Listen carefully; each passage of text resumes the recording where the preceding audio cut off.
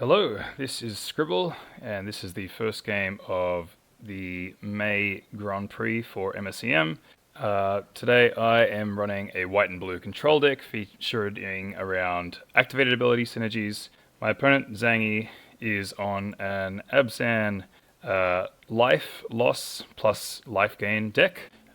Just having a quick scroll through their deck list here. We've got cards like Herald of Oblivion that pay you off for being at low life totals, as well as a Princess's Plea as the other main engine for this deck. Sorry, not engine. Life loss card, which is able to deal with a lot of opponents' answers at the cost of life. There's a lot of life gain in this deck to try and pad that out as well as some new cards in Miss Letitia Wormwood, taking advantage of a bunch of tokens that are running around. So I helped Zangy build this deck in DMs, so ideally that should mean I have the advantage here, but we'll see how we go. So Zangy has Tabia as their first mate, so they can sub out a card in their hand for a creature that lets them trade permanents they control to exile my stuff. Okay, so in terms of an opening hand, I've got a basic land which can enable Waterfront Market to enter the battlefield untapped. I have 3 pieces of interaction and a turn 1 play that lets me that pays me off for that interaction going later. So this seems like a keep for me. I don't have any card draw or gas in my hand, so I hope to draw some of that later. I do have one source of repeated activated abilities through Embodied Soul, which will pay me off if I draw something like a Spiritual Guidance later on, which I'll just hover over now.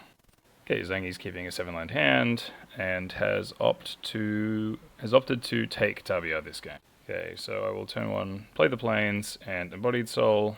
So my deck is mostly enchantment based in terms of permanents.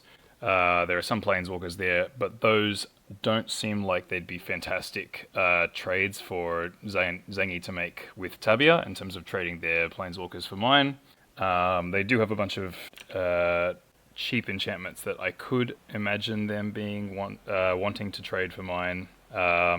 Actually, no, not so much the case. Possibly Conspiracy of Ravens if they want to give up the discard, but their enchantments are not really things that they actually are interested in sacrificing. Okay, so I've drawn another land. This one's a cycling land, which is nice because I can get rid of that if I don't need to cast something this turn.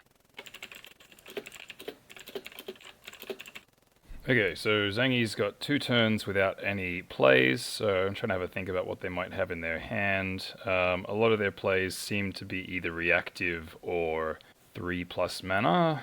The only cards that they could really play proactively, turns 1 and 2, Weeping Lotus and Conspiracy of Ravens. So I can't derive too much from their hand other than a no Vein Drinkers Kabbalist, so I'm going to cycle a land. So if Zangy's thinking they might have... Well, none of these instants really make sense to hold up. Pithquilt, that makes sense. Sure, we'll trade for that.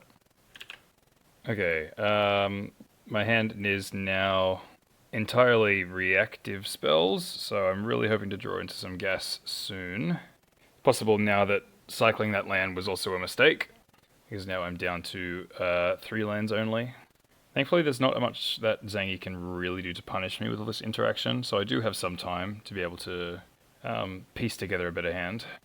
Okay, Terraformer's Globe is pretty fantastic here, being a cantrip and a way for me to get free value off of my enchantments later on. I do have to think a bit about whether or not I want to try and protect the Terraformer's Globe from removal if Zangy does decide to try to remove it.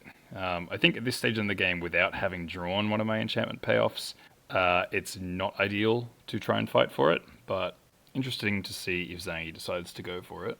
So Zangy is steadily bleeding themselves out with their lands, so have to be wary for a Herald of Oblivion that might be coming down at some point in the future. Though there's nothing that Zangy can do to really stop me from interacting with it. So I'm not too concerned by a Herald. None of my removal is power and toughness based. Okay, Zangy going for a Tabia. So this one doesn't have an enter the battlefield ability, so there is the option of out-of-body experiencing it instead of using a counterspell on it, but having 2 Cosmic Sinkholes and out-of-body experience being better answer to Herald of Oblivion later on means I want to use Cosmic Sinkhole here instead. Okay, 5th land, which I don't hate. Because I have a Terraformer's Globe out, I don't really have a reason to be paying more life for additional colors of mana just for Cosmic Sinkhole. Okay, Weeping Lotus. So Weeping Lotus does make Cosmic Sinkhole worse, though it also makes Event Horizon better. So I think I'll have to think about this one. So the things that Weeping Lotus helps pay off are, it's mostly Letitia Wormwood, giving it something to sacrifice. Besides that, I don't think I'm super concerned by the Weeping Lotus, so I think I'll let this resolve. This does make my Cosmic Sinkhole unlikely to be helpful in the rest of this game, but Zangy may eventually want to double spell. Okay, so we've got a Mirror Gate. I don't believe Zangy has any utility lands that this would help against. There is Corpse Bed. Yeah, I think Corpse Bed is the only utility land that I can really hit here, despite me not having anything that I would really want to get back out of my graveyard. So naming Corpse Bed would actually give Zangy the ability to add an additional color of mana, so possible that I don't want to name that. Though if I pick blue as my color, then it won't actually help Zangy fix, so yeah, one option is to name Eminent Palace, but with the Terraformer's Globe out, I'm not concerned about the life loss. And Nebula of Empty Gold isn't something I'm really interested in hitting either. So, actually, naming Corpse Bed means that Corpse Bed will enter the battlefield untapped, so I'm just going to name something that neither of us are running. Zangy figuring out my ploy. Okay, Zangy giving me access to red mana, so maybe this Cosmic Sinkhole ends up doing something, though I'd probably need all 5 colors of mana if that were to be the case. Okay, Zangy going for a Cecilius. Okay, so looks like I might actually get some value out of this Cosmic Sinkhole after all, because Portal Fracture won't do it. Zangy has 2 mana open, so let's just make this a forest. It is worth noting that Event Horizon isn't super paid off by Weeping Lotus, because Zangy can choose to sacrifice treasures in response. So we'll go for another Terraformer's Globe here. Try to draw it to some action. Not quite. Okay, Zangy wants to recur Cecilius. So that is not something that my stuff would be able to answer, so I do feel forced to use the Portal Fracture here. So I think Zangy's top decks are a lot more live than mine are, which is a bit of a concern. Although my top decks, while I have fewer of them, probably have more value in and of themselves, so this might come down to a bit of luck of the draw. There is a Spiritual Guidance. Okay, so I've got 1, 2, 3, 4, 5, 6, 7 mana up. So I can play Spiritual Guidance. I can't protect it because I don't have any counterspells in my hand. So what ways does Zangy have of being able to destroy it? There is Pithwilt, and it looks like that's it in terms of instant speed ways of destroying it. Although no, Zangy also has Death's Widows. So it looks like I might only be getting a single card draw out of Spiritual Guidance. Wondering if I should not use it on my own turn and wait to respond to Zangy using some removal. But then I think that leaves us in the same state where Zangy will just wait until I go to activate it, or until I go to trigger it, so I'm just going to go for it now. So I'll go to activate that now and trigger Spiritual Guidance, assuming Zangy has some sort of response to this. Yep, Zangy choosing to destroy it, so that will go to the bin. Zangy will lose 3 life from Death's Widow, and I'll get my draw. Not played the land this turn.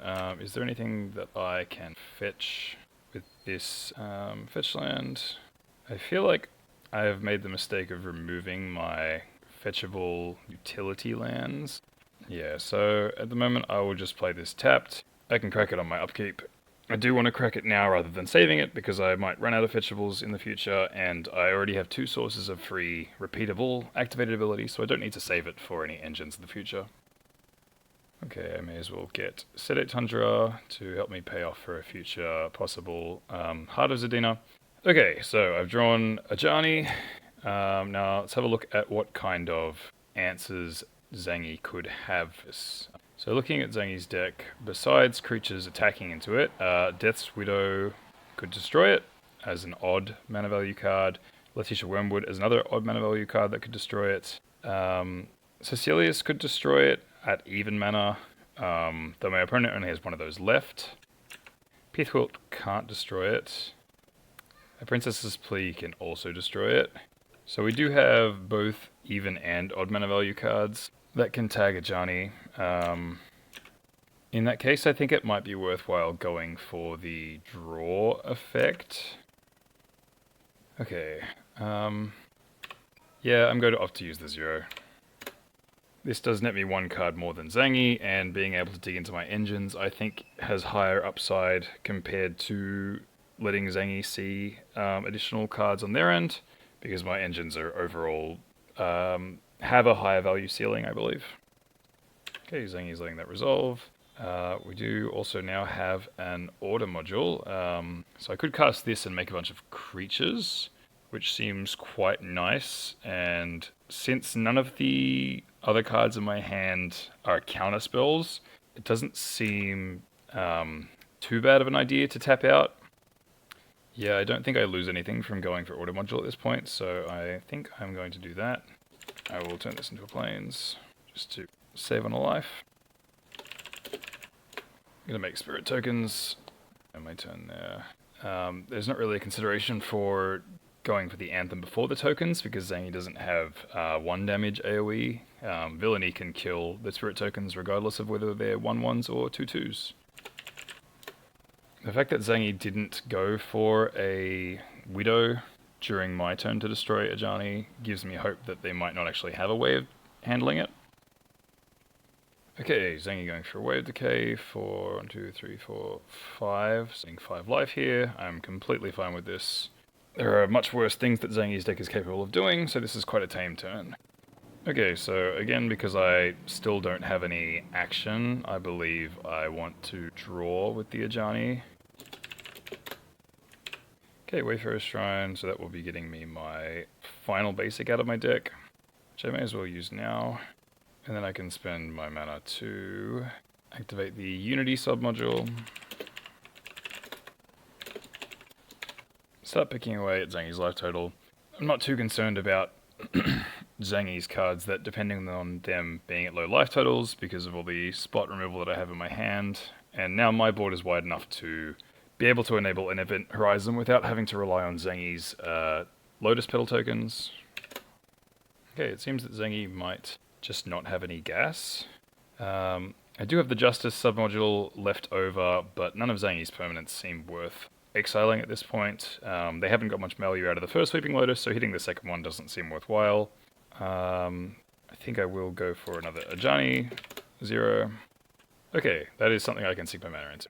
Question is whether I play this untapped to start drawing this turn. I think I play it tapped, because I do already have some engines active, and drawing at card parity with Zangy, trading 1-for-1 card draw here, seems like it puts them, or brings them closer to parity when I currently have the lead, so that's not something I'm super interested in trading off right now.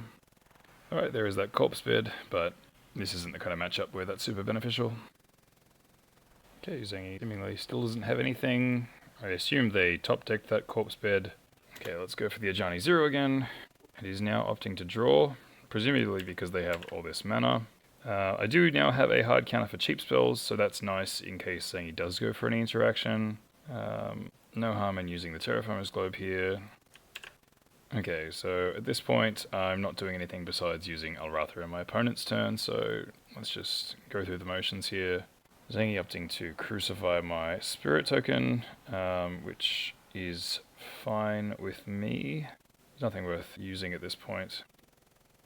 Okay, Zangy does have a Princess's Plea, which can't hit Ajani. might use it to remove order module to prevent me from exiling something later. I can't counter this, so I'm just going to let this resolve and see what happens. Yep, I'm fine with that. I don't think I super care about destroying this. I honestly don't mind Zangy losing life. So let's just go through the motions with her author. Try to draw into something better. That is a land, which doesn't do it for me. Okay, there is a spiritual guidance. So with a hand this full, I'm not sure how much I really benefit from additional draws from Ajani. I think at this point, maybe I want to start plussing, gain some life, and then I still get to use the Elratha as well without risking Zangy drawing a card. Lets me use Elratha twice a turn cycle. So I think I will start with Spiritual Guidance just before I use any activated abilities. And then I'm going to opt to use the Ajani ability before Elratha, just because I can Elratha in response to it, and I don't want to use Elratha and then have Zangy respond by killing Ajani. Okay, Zangy goes for Pithwilt, which I can Portal Fracture. I'm going to pick the Ajani targets first, just before Resolution, because it does target. And now I think I am going to counter this Pithwilt. Zangy possibly has another Pithwilt. Yep, okay, that is fine. Okay, so Pithwilt goes, the counterspell resolves. I'm going to resolve the trigger from Spiritual Guidance before Ajani ability resolves. I'm going to make a clue, and then the Ajani ability resolve. And now that Ajani is on an odd number of counters, I am going to Event Horizon the Princess's Plea before it can be used to kill Ajani. Okay, Zangy seems to be flooding out a little bit. Okay, because I have so much mana, and I don't need the card draw right this second, I'm just going to make another clue, stockpile them for later. Okay, hard counter is nice. I'm going to make another clue before using Ajani. I think because these sinkholes are pretty worthless now, I'm just going to crack at least one of the clues on my turn. Okay, there is an Intrepid. So that is worthwhile to play. So let's shoot it for a land. At this point, I think Monument of Queens is what I'm interested in as the win con. Heart of Zadina will give me a lot of mana, but I don't currently have anything great to spend that mana on, so Monument of Queens will be the pick. And I don't believe I've played a land this turn. No, I have not, so I will play the Monument of Queens. Okay, so if Zangy drew removal, I do have counterspells for that. How much mana can I sink now? 1, 2, 3, 4, 5, 6. Okay, I have got 6 mana up, so I think I'm going to use a clue first. Okay, I have a payoff for my activated abilities, and then I will sink the remaining 4 mana into pumping Monument of Queens. Okay, the first thing I'm going to do here is Midnight Jury, just so I make sure I get a trigger off my first activated ability. Okay, that's the end of the first game. Went pretty well. Zangy does have a lot of interaction game 1 that isn't super useful against my deck. So, what are we interested in here? Zangy only has 8 creatures. Most of the deck is non-creatures, so my counter spells in Still the Pandemonium and Spell Pierce seem to be quite nice.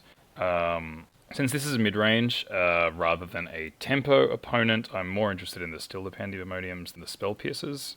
Harm's Way I'm not super interested in as it's not an aggro deck. Out-of-body experience, I probably want to keep some of them, but maybe not all of them, due to the lack of creatures. Setting Sun I don't think I'm interested in either, with this this small of a creature count. So what is Zangy bringing in here? So 2 Jacks, 3 Duresses, and 2 Lie Dreaming Not Dead, and I assume they'll be taking out their 3 Wave of Decays, 2 Crucifies, and maybe 2 Inapraxias. So post-board will be significantly harder. The Weeping Lotus also makes me less interested in bringing in Spell Pierce. So what is not great in this game? Since I'm bringing in counterspells, I'm kind of inclined to remove Cosmic Sinkholes. Out-of-body experiences also not particularly amazing. My opponent does have some threatening permanents. Most of those are not creatures, so I believe Hemley is probably better than out-of-body experience in the most part. So I might just shave all of them, and then one cosmic sinkhole. Yeah, I think this seems correct. Okay, so we've got a 5-land hand, a counterspell, and an engine. I think this is probably a keep. It's mostly just a consideration of what my plays will look like. So Zangy does have some turn 3 plays, including Letitia Wormwood and Villainy, that I would really like to counter. And playing Midnight Jury on turn 2 doesn't seem fantastic because I won't have an activated ability to trigger it right away, so it might just get removed. So I think I'm just going to hold up mana on turn 2 for Still the Pandemonium. My opponent also has Duresses, which can mess around with my plans here, though when my opponent has Duresses and Conspiracy of Ravens, I'm not super inclined to mulligan. Okay, Zangy's having some difficulty deciding whether or not to use Tabia, and they've ended up deciding not to. I think that's probably more often correct than not, what they've decided to do. Yeah, there is the turn 1 Duress, which is a bit unfortunate. I imagine this is taking Still the Pandemonium. Possibly being punished for my choice to remove Cosmic Sinkhole, and drawing another land is not exactly what I was hoping for. So Zangy doesn't have any lands that they'd want to bring in here. So I'm just going to play the same here. Picking blue because I have some double blue spells. Okay, Terraformer's Globe is a way of triggering Midnight Jury. It is possible that I might want to use Midnight Jury this turn because my opponent is probably going to slam a 3-mana engine on the next turn. I don't have a way of interacting with it, which means they're less likely to interact with Midnight Jury. They know most of my hands, so holding up mana to bluff a counterspell isn't likely to help. I think the single 1/1 spirit that I would get from Midnight Jury, if I were to keep it for turn 3 and then activate an ability right after, just to have it removed by Zangy, is not going to be helpful for me, so I may as well go for the high upside play of playing Midnight Jury now, and then hoping to get multiple triggers off of it afterwards. So Zangy knows I have 3 lands in my hand. They don't know about these last 2 cards. That is unfortunate. Zangy is able to remove it. But that's okay. I think a Princess Plea is one of the less threatening things that Zangy could have played there. I don't know if I'm particularly inclined to use Terraformer's Globe here because Zangy will just exile it. Though it might let me draw into a counterspell. And I do have 2 Ocean Monasteries which can provide activated abilities in the following turns if I do draw an engine. So I don't need to keep the Terraformer's Globe, and there is Still the Pandemonium. Okay, I will opt to play one of the monasteries here, just because all the lands in my hand depend on me having basic lands. So a bit of an unfortunate sequencing, but I think it's okay. Yep, Zangy being quite aggressive with their life total. They probably are expecting me to have removed some amount of my creature removal spells, and so they're willing to go lower on life to try and dig into the Herald of Oblivion plan. Okay, just going to crack my fetch now in case I forget to do it on my upkeep. Okay, so that is a Midnight Jury, so I can play that now and then crack a fetch just to trigger it immediately.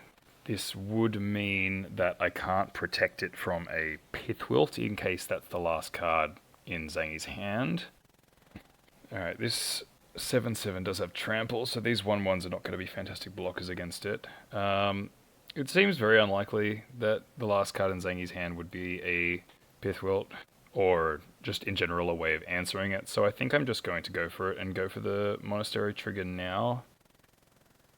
Okay, so here I think I will just get a Plains, because I have a Set at Tundra in hand, which will lose me life if I don't have 2 basics out.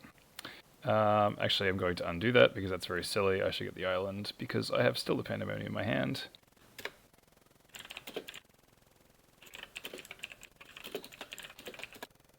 Okay, so Zangy has access to 7 mana here. Thankfully, there's not a ton they can do with a lot of mana in this matchup. The biggest mana sink they have that's really applicable is Lie Dreaming Not Dead.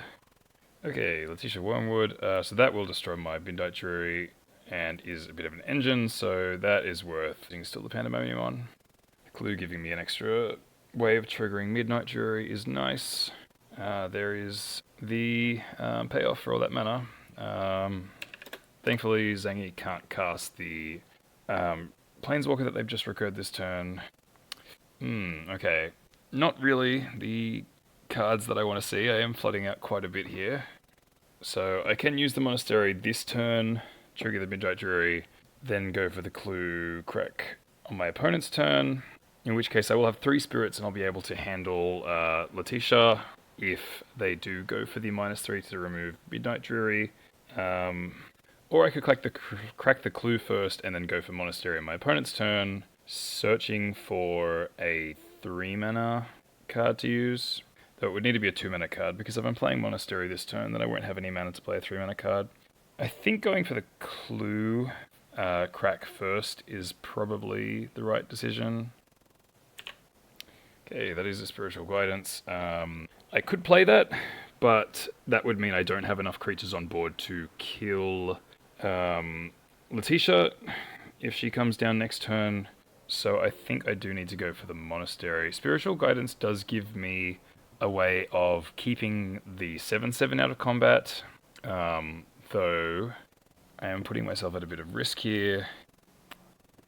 Okay, well, I definitely don't think I want to use Spiritual Guidance this turn, because that's something that Letitia will just destroy, and then I can't kill it in the swing back. So at this stage, I think I probably just want to play the Monastery tapped to save life.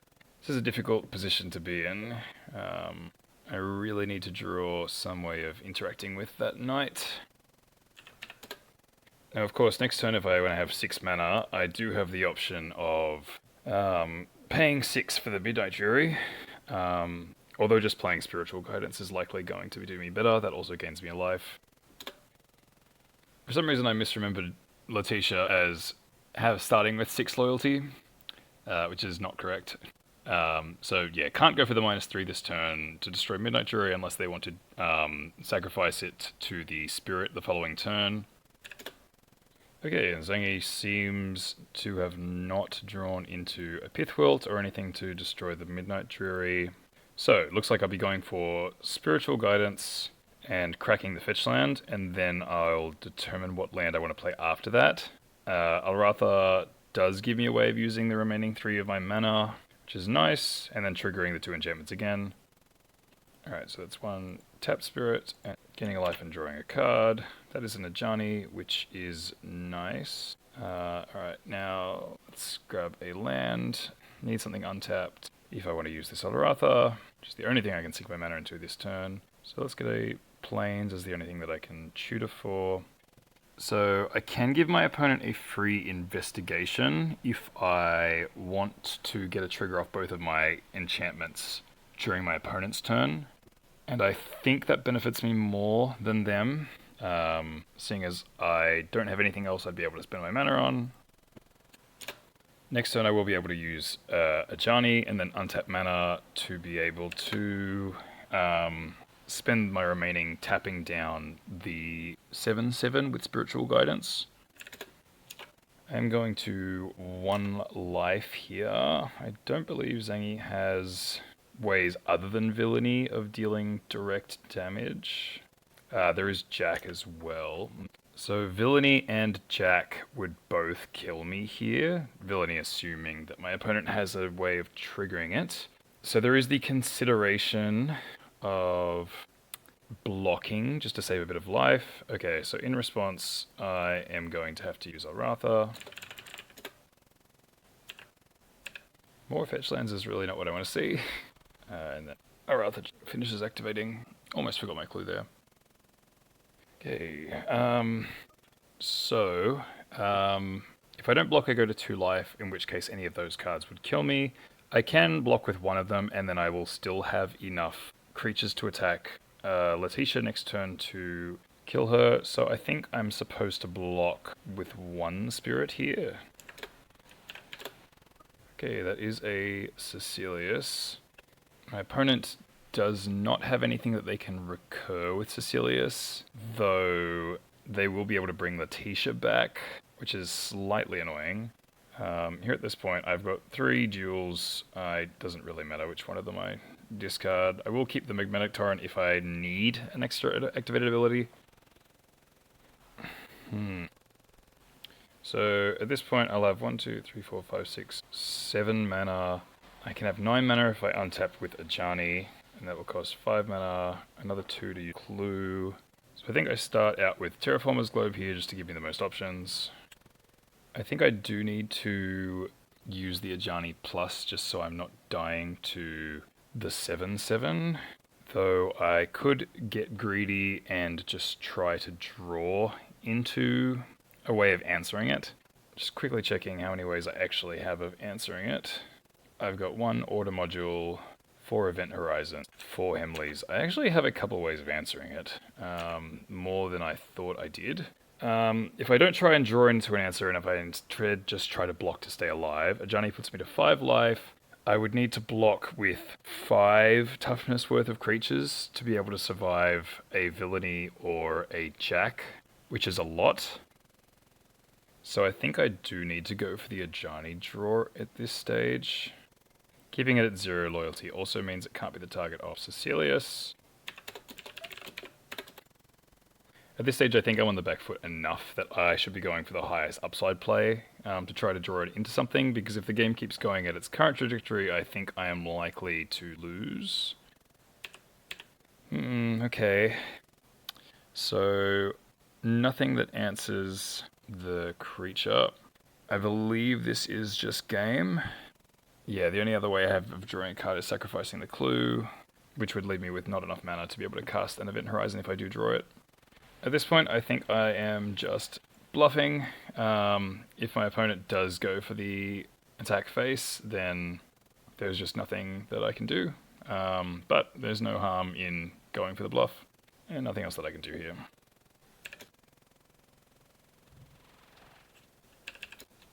Okay, Zangy not falling for the bluff, which is to be expected, but okay. Obviously punished a little bit for citing out the out-of-break experiences here, but I think with the 4 Hemleys, the Order Module, and the Event Horizons in my deck, that was more of an unlucky turn of events than it was incorrect sideboarding. I'm still not sure that bringing in any out-of-body experiences is worth all what I would be cutting. So I think I'm going to run this back. Alright, being on the play, likely to make my counterspells a little bit better. Notably, that was a loss against an opponent on the mulligan, which is a bit unfortunate. This hand becomes really nice if I get to draw another land. And I think there's just a lot of upside involved with keeping this hand. The turn 1 planes not being able to represent a Cosmic Sinkhole is slightly unfortunate, but I don't think that would discourage Zangy from using Duress if they have one. Probably worthwhile to start out with the Waterfront Market rather than the Plains in case I draw an untapped blue land on my turn 2, and then I can bluff having still the Pandemonium. Zangy has taken Lantabia, which I think benefits me more than it hurts. Okay, no turn 1 Duress is to see. Okay, so that is my 3rd land, which makes Intrepid a live play, and then I can curve into Ajani. At this stage, I would rather hold up Portal Fracture than play Hemley with nothing that I can target. And I will be countering a Weeping Lotus if I see one. That is a very green swamp. Definitely thought that was a forest. Yes, I will be countering this one. It's early enough in the game where a turn 2 Weeping Lotus matters a lot. Okay, an Ocean Monastery to give me an extra tap source is not super going to matter as opposed to the Lotus Barons here. I can always get a blue source next turn if there's something that I want to hold up. A turn 4 Ajani untapping 2 lands to hold up Portal Fracture does seem really nice, so I think that makes it worthwhile tapping out for the Intrepid here. And now it's just a matter of what do I search for. I could get Alratha, I can get Heart of Zadina. I think Heart of Zadina probably has the most upside here. Especially with Ajani, I can always just zero if I run out of things to actually spend my mana on. So because of Ajani, I think Heart is the pick. If I didn't have Ajani, I think I would be more interested in picking Alratha or potentially Monument of Queens, but that seems the least likely of the 3. Okay, Zangy does not have any green mana, and is just holding up 3 mana here. So notably, Zangy can't go for a discard Death's Shadow. Death's Widow. So their only instant ways of handling Ajani is Pith Wilt. So in that case, I think keeping Ajani on an even number of loyalty seems to be the correct play. I will attack first just to see if there's something that Zangy wants to do in response. So is there a way that Zangy would be able to kill Ajani next to him while I'm tapped out? Not with nothing on board, I don't believe. Yeah, all of their odd mana value ways of handling it require them to have something on board already. So this does seem like the perfect opportunity to slam Ajani. Okay, so this is a bit of a slow start from Zangy. Thankfully, Tabia not doing anything until Zangy's upkeep means that Hemley is a really nice answer here. And then I can also keep up Portal Fracture and Cosmic Sinkhole. Okay, 4 land plays. Zangy knows about the Heart of Zadina. Don't want to play the plains because that doubles up on lands. Heart of Zadina currently adds 5 mana, or gives an extra 1 mana, so I can tap the 4 lands for 5. I'll have 6 mana total. I think it's probably not worthwhile using this turn. With my answers being cheaper than Zangy's threats, I feel like I benefit more from Ajani's 0, so I think I go for that. Okay. Now, I need 3 blue sources to be able to cast all of these. Lotus Barons is a little bit awkward here, although that can be spent on Portal Fracture, so that is fine. This makes Eminent Palace the land play, so let's have the basics and go for Hemley. Put this away. And now I'm just holding up mana for counterspells. 2 cards from the top. Okay, so I know next turn they're drawing into Tabia, although Zangy might shuffle it away. It seems like that's what they're doing. So with Zangy taking Tabia and allowing Ajani to double draw, this makes me think that Zangy's original hand is not particularly strong. Okay, we've got a Princess Plea here. I think I'm supposed to Cosmic Sinkhole this for 3 mana, which includes a white and a blue, taxing for 2 mana, saving the Portal Fracture for a removal spell. Is there anything that Zangy can do with a single mana that is super impactful here? There can be a Duress. I think I'm fine with that. There is Crucify, which I can tax next turn. They could Herald of Oblivion, which I can Hemley. I think Portal Fracture is just the safest thing for me to be doing here. Yep, they do have a Herald. I think I am just going to... do I need to Sinkhole this? I don't think I do. Because Hemley can just tap it down. Though I think I can just save Hemley to reshuffle something. So Sinkholing seems fine here. Okay, so I don't have a way of drawing a card without using Activate Ability to be able to save Activate Abilities to trigger my enchantment engines. Funny enough, it could actually be worthwhile to go for the Avatar. No, it's not going to be able to attack next turn, so that doesn't do me anything. Okay, I am going to Hemley minus X equals 1. Shuffling away plains, because I don't want to double up on lands. Shuffle, draw a card, gain a life. That is a Midnight Jury. This doesn't give me lethal next turn, and I still don't have really anything else that I can spend Heart of Zadina mana on. The only thing I would benefit from using the Ajani untap ability is to use the activated ability of Midnight Jury. But that doesn't gain me too much that I wouldn't just get from using Ajani 0, so I think I'm content just to continue using the 0. Okay, Zangy opts to no draw. I draw into another hard counterspell, which is very nice for my finish position here. So Intrepid is a free way of triggering Midnight Jury on my opponent's turn, but that would mean making it vulnerable to potentially some removal that might otherwise not be able to hit it. So I think I'm going for the Ocean Monastery here, which can tutor for a Sedet Tundra.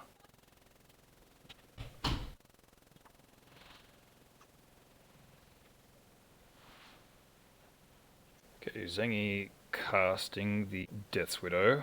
That is something that I can handle with Hemley. So I think I'm going to let this resolve and save my counterspells for immediate impact cards. I could go for the Lotus Barons now while I have the mana up, but that would leave me tapped out in case Zangy goes for something like a Pithwilt, so instead I'm going to go for the Ocean Monastery. Nothing I can spend my mana on here that wouldn't leave me tapped out for a counterspell, so let's just proceed. So I can set Zangy to 1 here. I don't think there's anything I need to do before activating Intrepid. Both of these fly. There's not. Setting Zangy to 1, so they cannot use their Arctic Mine without dying now. So I think I'd Terraformer's Globe in case I get something, another enchantment that triggers off activated abilities, which I don't get, but that's fine. Monument of Queens is a way of killing Zangy next turn in case the rest of my stuff gets answered. I do need to Hemley this turn, which I'll be getting 2 mana on. And if I do that, I'll only have 1 blue mana left. No, though I do have Terraformer's Globe. So if I Hemley, I'll have 2 mana for Portal Fracture. I'll have 2 mana left after that for Cosmic Sinkhole. There is also the option of going for Ajani Plus. I think I do go for Ajani Plus here, just because Zangy is so close to dying that an extra draw for them, I think, hurts me more. And I do have 2 counterspells already. So let's go for the Hemley here. Making out the Spirit. I've missed the trigger here, so it's one of the pains of this deck is there's a lot of triggers to track. Okay, I will have 6 mana, so I think the Monument of Queens is the play here.